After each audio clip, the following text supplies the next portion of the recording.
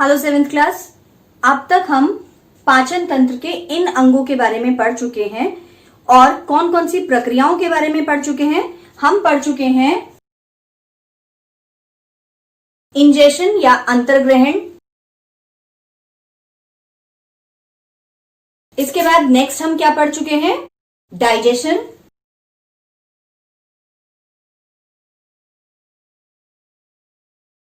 यानी पाचन।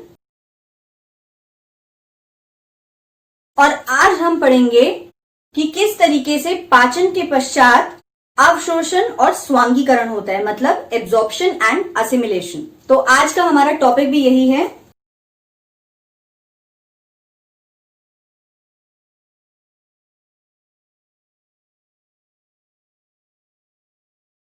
अब देखिए, छोटी आंत में पाचन क्रिया पूरी हो चुकी थी और लास्ट वीडियो में मैंने आपको बताया था कि जो कार्बोहाइड्रेट थे वे बदल गए थे किसके अंदर? ग्लूकोज के अंदर, सरल शर्करा।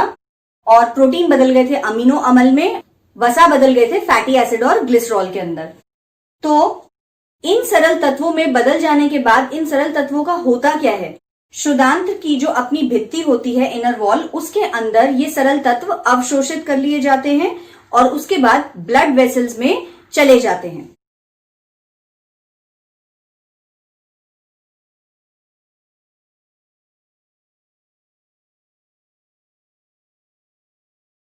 अब देखिए, ये जो प्रक्रिया है ये हो कहां रही है? ये हो रही है छोटी आंत या शुदांत्र में। तो अवशोषण की प्रक्रिया कहां होती है? छोटी आंत में।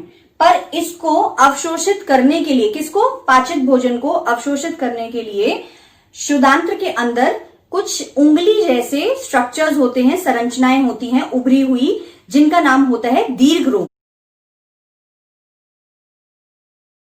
या रसांकुर। इनका काम क्या होता है? इनका कार्य यही होता है कि जो भी पाचित भोजन है इसे ये अवशोषित कराएं और रुधिर वाहिकाओं में उसका प्रवेश कराएं। तो जो दीर्घरोम होते हैं, असल में ये करते क्या है? ये जो सरफेस एरिया होता है इंटेस्टाइनल वॉल का, उसको इंक्रीज कर देते हैं, तल क्षेत्र को बढ़ा देते हैं। अब पाचित भोजन सरल तत्वों में रुधिर वाहिकाओं में प्रवेश कर जाता है, तो रुधिर वाहिकाएं उस पाचित भोजन को कहां लेके जाती हैं? विभिन्न अंगों में। इन पार्ट्स ऑफ द बॉडी में जाने के पश्चात उन सरल तत्वों का काम होता है जटिल पदार्थों को बनाने में उपयोग करना, और इसी प्रोसेस को हम कहते हैं स्वांगीकरण।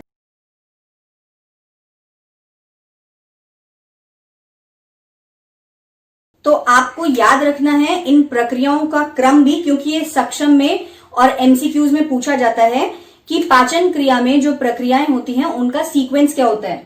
पहला होता है अंतर्ग्रहण या इंजेशन, दूसरा होता है डाइजेशन या पाचन, तीसरा होता है अवशोषण और चौथा होता है असिमिलेशन या स्वांगीकरण। अब जो ग्लूकोज कोशिकाओं में स्थित होता है, इसका विघटन होता है ऑक्सीजन की प्रेजेंस के अंदर और ये रिलीज करता है कार्बन डाइऑक्साइड, जल और ऊर्जा, जिससे हमारे शरीर को ऊर्जा मिलती है। और इसके पश्चात पाचन की यह क्रिया छोटी आंत में पूरी हो जाती है। इसके बाद जितना भी खाना जो अब अपाचित है, अनवांटेड है हमारी बॉडी में, जो हमें नहीं चाहिए, अपाच्य भोजन जाता है छोटी आंत के बाद बड़ी आंत में, लार्ज इंटेस्टाइन। उसके बारे में हम नेक्स्ट वीडियो में पढ़ेंगे। Thank you.